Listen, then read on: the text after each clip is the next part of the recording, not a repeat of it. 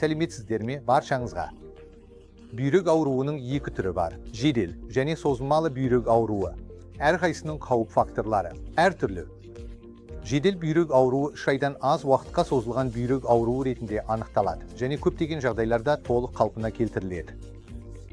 Жедел бүйрек ауруының қауіп факторлары инфекциялар, қан кету және жарақат, төмен қан қысымы, антибиотиктер мен ауырсынуды басатын дәрілер сияқты кейбір дәрілер, кейде бүйрек тастары болып табылады.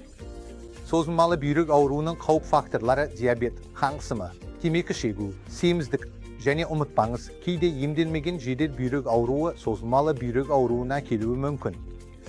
Бүйрек ауруының қауіп факторларын анықтау және емдеу бүйрек ауруының дамуын болдырмауға және баяулатуға үлкен көмек береді.